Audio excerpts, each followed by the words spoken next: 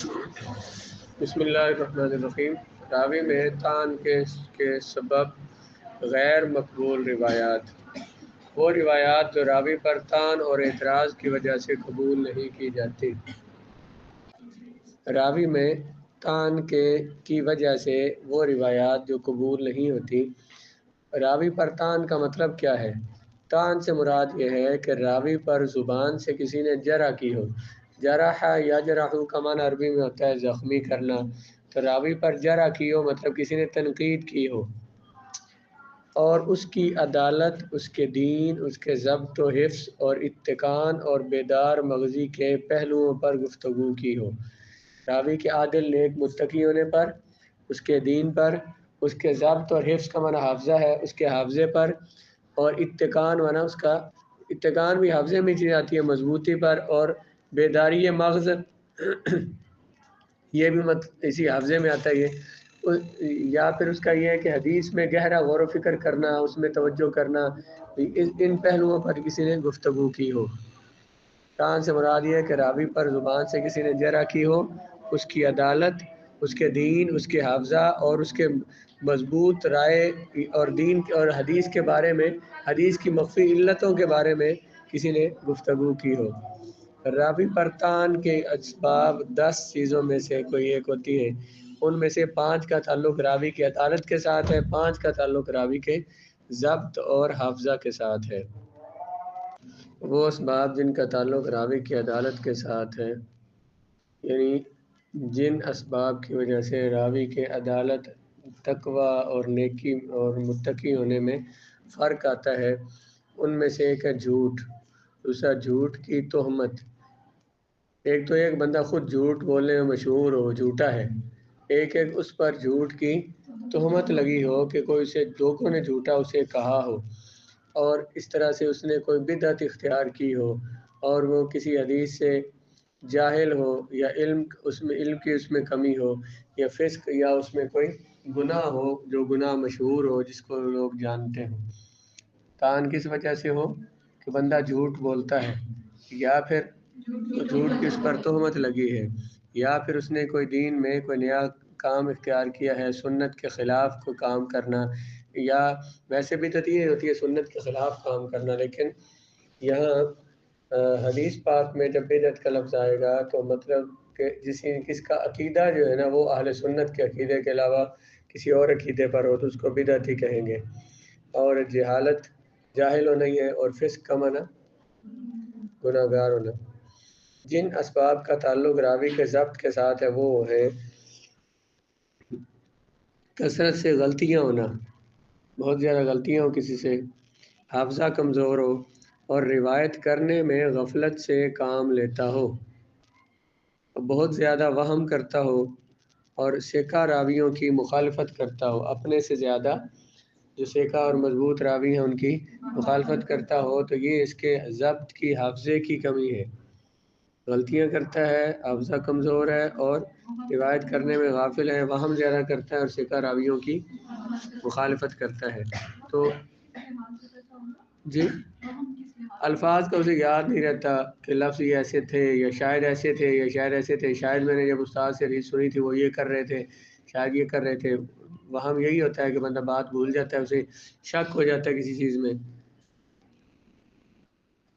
مطلب یہ ہے کہ حدیث ان لوگوں سے لیتے تھے جن کا حافظہ اتنا کامل ہو کہ انہیں یہ بھی یاد ہو، حدیث بھی یاد ہو، اور حدیث جس طرح سے استاد نے بیان کی تھی وہ بھی یاد ہو، یعنی جو جوان لوگ ہوں اور جن کے حافظے میں اور جو چیزیں بھولنے کی جنہیں عادت نہ ہو، ان لوگوں سے حدیث لی جائے۔ تو ہمارے زمانے کا حساب ہوتا تو ہم میں سے کسی سے بھی حدیث نہ لی جاتی، ہمارے جس طرح سے حافظے ہیں اور جو ہمارا بھول جانا ہے اور کثرت سے ہماری غلطیاں ہیں، کسی سے حدیث لی ہی نہ جاتی۔ یہ تو انہوں نے محدثین نے اس زمانے میں امت پہ احسان کیا کہ وہ نیک متقی لوگ تھے، اور وہ اتنے اعلیٰ حافظوں والے اور بیدار مغز لوگ تھے کہ انہوں نے وہ اتنی چیزیں یاد بھی کر لیتے تھے، اور انہوں نے کتابوں میں لکھ دی تو ہمیں لکھی مل گئی تو ہم پڑھ رہے ہیں۔ موضوع حدیث: جب راوی میں طعن کا سبب من گھڑت باتیں رسول اللہ کی طرف منسوب کرنا ہو۔ جب راوی پر تان یہ ہو کہ وہ اپنی بنی من گھڑت اپنے دل کی گھڑی ہوئی، من دل کو کہتے ہیں، اپنی گھڑی ہوئی باتیں، اپنی بنائی ہوئی باتوں کو رسول اللہ کی طرف منسوب کرتا ہو تو اس کی حدیث موضوع کہلاتی ہے۔ جب راوی میں تان کیا ہو کہ وہ رسول اللہ کی طرف جھوٹ منسوب کرتا ہے، اپنی باتیں رسول اللہ کی حدیث میں شامل کر کے تو انہیں حضور کی حدیث کہتا ہے، تو اس کی روایت، اس حدیث کو موضوع کہیں گے۔ اس کی تعریف، لغوی تعریف وضع الشیء سے یہ بنا ہے۔ موضوع کس سے بنا ہے؟ وضع الشیء۔ اس وضع الشیء سے اس میں مفعول کا صیغہ ہے جس کا معنی ہوتا ہے، وضع کا معنی ہوتا ہے کسی چیز کو رکھنا، گرا دینا، تو اس سے موضوع جو ہے یہ وضع سے اس میں مفعول کا صیغہ ہے۔ اور اس کو موضوع روایت کہنے کی وجہ یہ ہے کہ یہ اپنے رتبے مقام سے گر جاتی ہے۔ وضع یادو کا معنی کیا ہوتا ہے؟ رکھنا، گر جانا۔ اس کو موضوع کیوں کہتے ہیں؟ کیونکہ اپنے مقام سے گر جاتی ہے اور پستیوں میں چلی جاتی ہے۔ اصطلاحی تعریف وہ خود ساختہ اپنی بنائی ہوئی باتیں، ساختن معنی فارسی میں ہوتا ہے بنانا، اپنی بنائی ہوئی باتیں اور جھوٹی باتیں جن کی نسبت رسول اللہ صلی اللہ علیہ وآلہ وسلم کی طرف ہو، وہ حدیث موضوع ہوتی ہے۔ وہ جھوٹی باتیں ان کی طرف جن کی نسبت خود ساختہ جھوٹی باتیں ان کی نسبت رسول اللہ علیہ السلام کی طرف ہو، وہ حدیث موضوع ہوتی ہے۔ موضوع حدیث کا مقام، یہ ضعیف روایات میں سے سب سے نچلے درجے کی اور کبھی اور بدترین قسم ہے۔ بعض علماء نے اسے ایک مستقل بذات قسم شمار کیا ہے اور اسے ضعیف روایات کی اقسام میں شمار نہیں کیا۔ بعد نے کہا کہ ضعیف روایت تو وہ ہے نا، ضعیف روایت جو ہے وہ کسی مسئلے پر دلیل تو بن سکتی ہے نا، مستحب کام پہ دلیل بن سکتی ہے، کسی کام کی فضیلت بیان کرنے کے لیے اس کو دلیل بنایا جا سکتا ہے، لیکن موضوع جو ہے اس کو کسی مسئلے پر دلیل نہیں بنایا جا سکتا کیونکہ وہ حدیث ہے ہی نہیں، وہ حدیث ہے ہی نہیں، وہ کسی کی اور کی بات ہے، کسی کی گھڑی بات ہے جو اس نے حدیث میں اس نے شامل کر دی ہے۔ اس وجہ سے موضوع کو بعض محدثین نے جو ضعیف حدیث کی اقسام میں شمار ہی نہیں کیا بلکہ اس کو ایک الگ قسم شمار کیا ہے۔ موضوع حدیث بیان کرنے کا حکم، کیا جو جس حدیث کے بارے میں پتہ ہو کہ یہ موضوع ہے، رسول اللہ کا فرمان نہیں ہے، کسی نے اپنی طرف سے بنائی ہے، کیا اس کو بیان کرنا چاہیے یا نہیں؟ محدثین کا اجماع ہے کہ موضوع روایات کو کئی طرح جانتے ہوئے اس کا حال بیان کیے بغیر، یہ کئی طرح کیا مطلب ہے؟ موضوع روایت کے بارے میں جب بندہ جانتا ہو، کسی طرح بھی اس کے بارے میں جانتا ہو، تو اس کا حال بیان کیے بغیر آگے روایت کرنا جائز نہیں ہے۔ جب بندہ جانتا ہو یہ حدیث موضوع ہے تو اگر آگے بیان کرتا ہے تو ساتھ بتائے کہ یہ موضوع ہے۔ کبھی بندہ اس لیے بھی تو بتاتا ہے نا کہ لوگوں کو یہ بتاتا ہے کہ یہ حدیث نہیں ہے، یہ کسی کی بات ہے اور اسے حدیث میں شمار نہ کرو، اسے حدیث نہیں کہنا، تو اس لیے حدیث بیان کرے، اس طرح کی بات بیان کرے تو اس کے ساتھ یہ بیان کرے کہ یہ رسول اللہ کا فرمان نہیں ہے بلکہ یہ موضوع ہے۔ ہاں، اس کے موضوع ہونے کا بیان کر کے ذکر کر سکتا ہے، ویسے اس کو ذکر نہیں کر سکتا، اگر بیان کرے تو ساتھ اسے یہ موضوع کا بیان ساتھ کر کے ذکر کر سکتا ہے، کیونکہ صحیح مسلم میں موجود ہے کہ رسول اللہ صلی اللہ علیہ وآلہ وسلم نے فرمایا، جس نے مجھ سے میری طرف منسوب کر کے کوئی حدیث بیان کی حالانکہ اسے معلوم ہے کہ وہ جھوٹ ہے تو وہ 2 جھوٹوں میں سے ایک ہے۔ جس نے میری طرف ایسی حدیث منسوب کی جس کے بارے میں اسے پتہ ہے کہ یہ جھوٹ ہے، تو پھر یہ بھی اس جھوٹ بولنے میں شریک ہے۔ ایک تو وہ تھا نا جس نے جھوٹ کرا تھا وہ، اور ایک یہ جو آگے بیان کرنے والا ہے، اسے پتہ بھی ہے کہ یہ رسول اللہ کی طرف بات منسوب کی گئی ہے، حضور کی نہیں ہے، تو پھر یہ بھی جھوٹا ہی شمار ہوگا۔ ایک وہ گڑنے والا اور آگے دوسرا، یہ مطلب ہے کہ 2 جھوٹوں میں سے یہ بھی ایک جھوٹا ہے۔ 2 جھوٹے کون؟ ایک حدیث اپنی طرف سے بنانے والا اور دوسرا آگے اسے بیان کرنے والا۔ حدیث وضع کرنے والوں کا اسلوب اور طریقہ، جو لوگ حدیثیں گھڑتے تھے ان کا طریقہ کیا تھا؟ کبھی واضح اپنی طرف سے کوئی کلام تیار کر کے من گھڑت سند کے ساتھ آگے بیان کر دیتا ہے، بات بھی اپنی طرف سے بناتا ہے اور اس کی سند بھی اپنی طرف سے بناتا ہے، یا کبھی کسی حکیم، دانشور یا کسی اور کا کلام لے کر اس کو اپنی طرف سے سند بنا کر اس کے ساتھ لگا دیتا ہے۔ کبھی بات بھی اپنی ہے اور سند بھی اپنی طرف سے بیان کرتا ہے۔ کبھی وہ کسی عقل مند آدمی کا، کسی حکیم، حکمت جاننے والے لوگ، فلسفی یا پھر دانشور مانا عقل مند لوگ،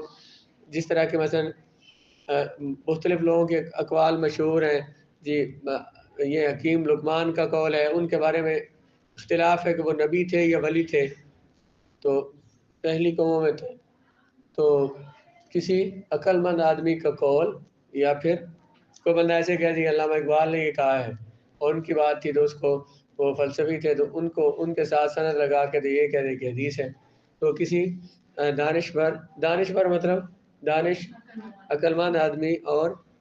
کسی حکیم کسی فلسفی کا کلام لے کر اس کے ساتھ اپنی طرف سے سند بنا کے لگا دے، یہ بھی موضوع ہوتی ہے۔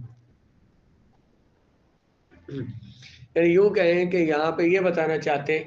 اس ٹاپک میں کہ حدیث وضع کرنے والوں کا طریقہ کیا ہوتا تھا، یعنی جنہوں نے حدیثیں گھڑی ہیں انہوں نے دو طرح سے بنائی ہے، بات بھی اپنی اور سند بھی خود اس کے ساتھ لگا دی، یا بات کسی بڑے بندے کی لی اور اس کے ساتھ اپنی طرف سے سند لگا دی۔ حدیث موضوع کی پہچان، حدیث موضوع کو پہچاننے کے مختلف طریقے، یا تو حدیث گھڑنے والا خود اقرار کرے کہ میں نے حدیثیں گھڑی ہیں،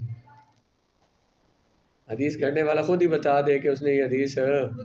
خود بنائی ہے، رسول اللہ کی حدیث نہیں۔ جیسے ابو اسما نوح بن ابی ابراہیم نے خود اقرار کیا کہ اس نے قرآنی صورتوں میں سے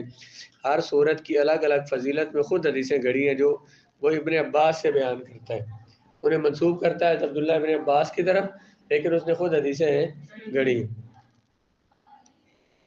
واضح ایسی بات کرے جو اقرار شمار ہوتی ہے، ایک تو یہ نا کہ واضح طور پر وہ اقرار کرے، حدیث گھڑنے والا صاف صاف وہ کہے کہ میں نے یہ اپنی طرف سے بنائی، یا وہ ایسی بات کرے کہ جس سے لگے کہ وہ اقرار کر رہا ہے حدیث گھڑنے کا، جس سے یہ سمجھ ہے۔ جیسے کوئی شاگرد کسی شیخ سے کوئی روایت بیان کرے اور اس سے پوچھا جائے کہ جس سے تم حدیث بیان کر اس کی تاریخ پیدائش تمہیں پتہ ہے، تاریخ پیدائش پوچھی ہے تو اس کی تاریخ وفات سے بھی بعد کی تاریخ بیان کرے، وہ کہے کہ میں نے فلاں محدث سے حدیث پڑھی، اس سے پوچھا گیا کہ اس محدث کی تاریخ پیدائش کیا ہے، تو وہ تاریخ پیدائش ان کی بتائے 100 سال کے بعد جب وہ فوت ہو چکے تھے، اور وہ روایت بھی صرف اسی کے پاس ہو، جو بندہ روایت بیان کر رہا ہے اس سے پوچھا گیا کہ جس شیخ سے تم نے حدیث لی ہے ان کی تاریخ وفات بیان کرو، تو اسے تاریخ وفات کی تاریخ پیدائش پتہ ہی نہیں،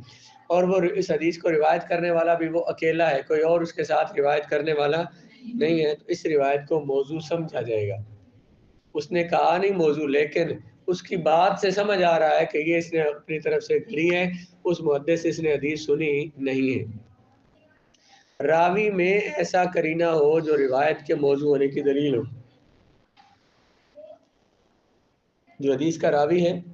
اسی کی ذات میں ایسی دلیل پائی جائے جس سے پتہ چلے کہ حدیث اس نے گھڑی ہوئی۔ وہ کیسے کہ کوئی روایت ہو اہل بیت کرام کی شان میں ہو اور بیان کرنے والا رافضی شیعہ ہو، تو یہ دلیل ہوگی کہ اس نے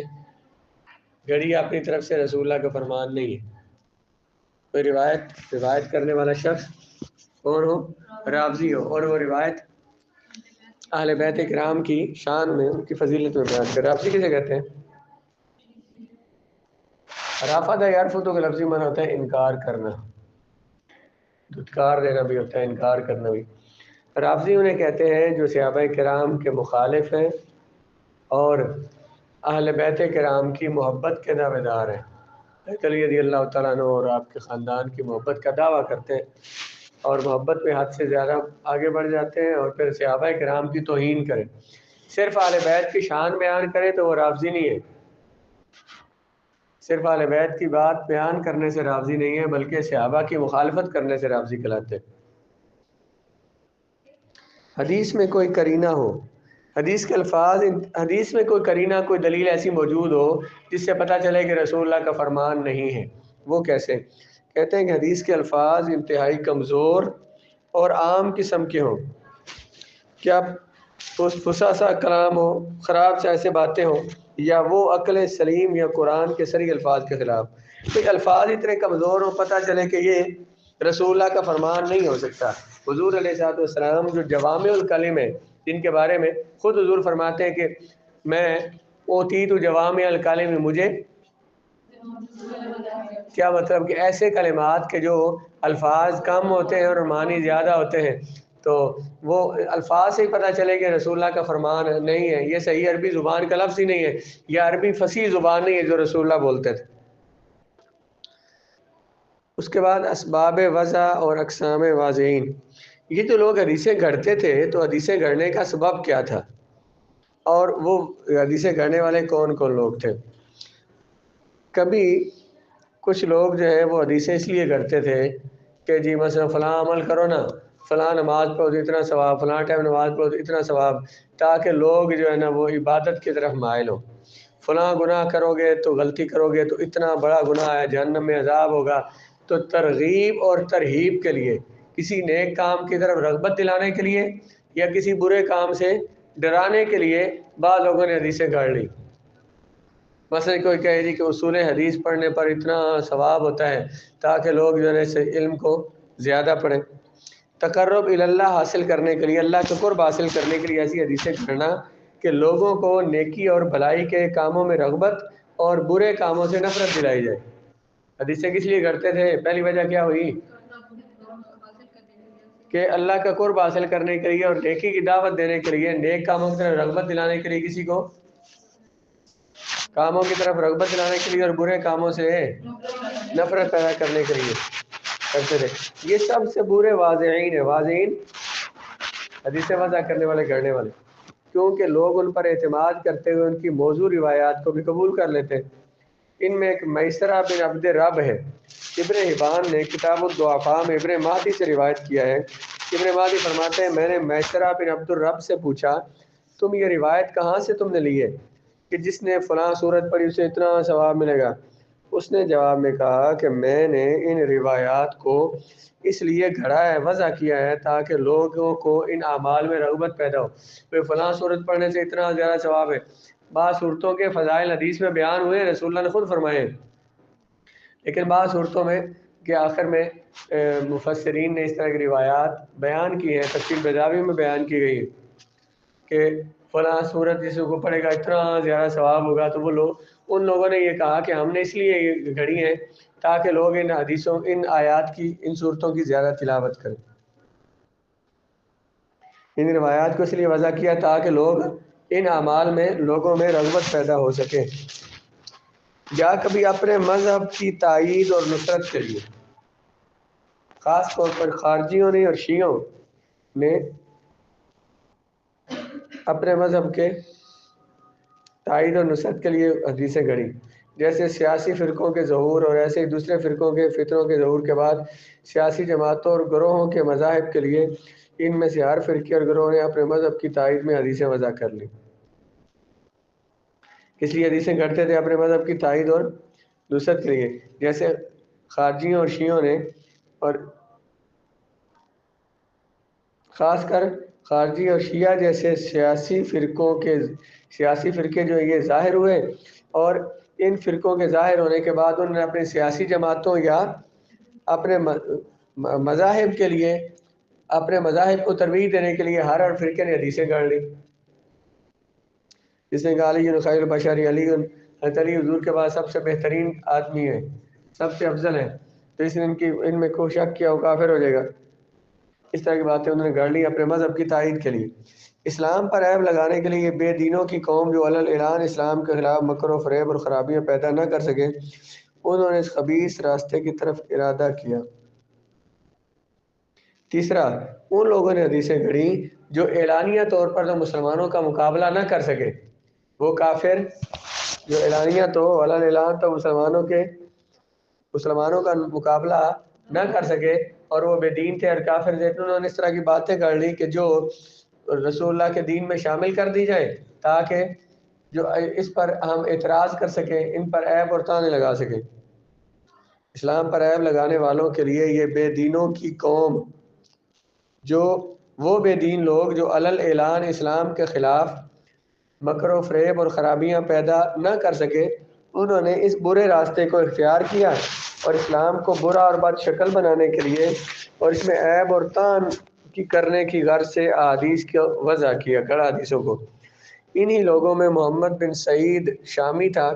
جو اس برے فعل کی وجہ سے پھانسی پر لٹکایا گیا۔ اس نے حمایت سے انہوں نے تنس سے مرفوع روایت کی کہ نبی کریم نے فرمایا خاتم النبیین لا نبی بعدی، آگے اس نے ساتھ یہ لفظ ملا دی الا یشاء اللہ، مگر اللہ جسے چاہے تو اسے بنا دے نبی، میرے بعد کوئی نبی نہیں، سرکار نے فرمایا الا، آگے اس نے الفاظ کیا ملا الا یشاء اللہ، مگر جس کو اللہ چاہے تو، اسے کیا مطلب جیسے اللہ چاہے تو وہ نبی بن سکتا ہے، اس طرح اس نے کام کیا۔